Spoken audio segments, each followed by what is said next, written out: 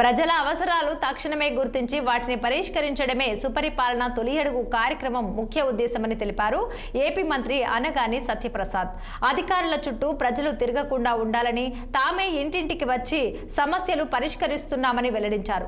పశ్చిమ గోదావరి జిల్లా పెనుగొండ మండలం వడలి గ్రామంలో సత్యప్రసాద్ పర్యటించారు. మాజీ మంత్రి ఎమ్మెల్యే పితాని సత్యనారాయణతో కలిసి జల్ జీవన్ మిషన్ భూమి పూజ కార్యక్రమానికి ఆయన హాజరయ్యారు.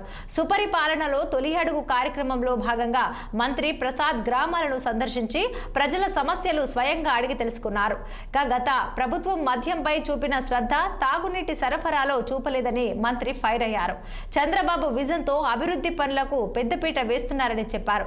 కూటమి ప్రభుత్వం చేపట్టిన సంక్షేమ పథకాలకు ప్రజల నుంచి మంచి ఆదరణ లభిస్తుందన్నారు ఏపీ మంత్రి సత్యప్రసాద్.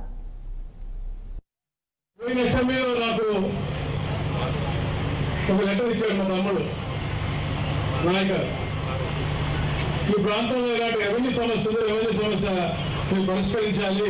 అదే ఇది ఇప్పటి నుంచి ఉన్నటువంటి సమస్య ఎస్టేట్ అబాలిషన్ యాక్ట్ కాబట్టి సమయం పడుతుంది, సమయం తీసుకుని నేను చెప్పాను. దాని తర్వాత నేను ఈ సుపరిపాలన వస్తున్నప్పుడు రామరాజు గారు పట్టుబట్టి మా షరీఫ్ గారితో, ఎందుకంటే షరీఫ్ గారితో చెప్పాలి, ఎందుకంటే షరీఫ్ గారు ఒక అద్భుతమైన వ్యక్తి. వారు లేకపోతే ఈ రాష్ట్రంలో ఈరోజు రాజధాని ఉండేది కాదు, వారు లేకపోతే ఈ రాష్ట్రం అట్లాగలో ఉండేది. ఆ రోజు వారు ఆ నిర్ణయం అంటే చట్టాన్ని, రాజ్యాంగాన్ని, సమాజాన్ని త్యాగం చేసిన రైతులందరినీ కూడా కాపాడే విధంగా ఆ రోజు కౌన్సిల్ చైర్మన్ గా వారు తీసుకున్న నిర్ణయం నిజంగా చాలా అద్భుతమైన నిర్ణయం. రాబోయే తరాల కోసం ఎలాగైతే ఈ కుటుంబ ప్రభుత్వం కష్టపడతా ఉందో దాంట్లో పునాది ఆ రోజున వారు వేసినటువంటి పరిస్థితి మనం చూసాం. షరీఫ్ గారు ఇదే కాళీపట్నంకి రావాలి అంటే నాకు కూడా సంతోషం వేసింది. తప్పకుండా వస్తా, తెలుసుకుందాం. ఎందుకంటే ఈ రాష్ట్రంలో గత పరిపాలకులు అవ్వచ్చు, ఇంకా ముందు కూడా కొన్ని జరిగిన కొన్ని కారణాల వల్ల చాలా భూ సమస్యలు ఉన్నాయి.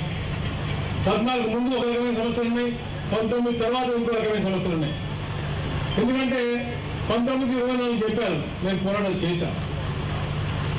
దానికంటే ముందు పోతే 2014 మనం ఎవరం కూడా కోరుకోలేదు ఈ రాష్ట్రం జరగాలని చెప్పేసి. కానీ ఒక ప్రాంతీయ ప్రీతితో కొందరు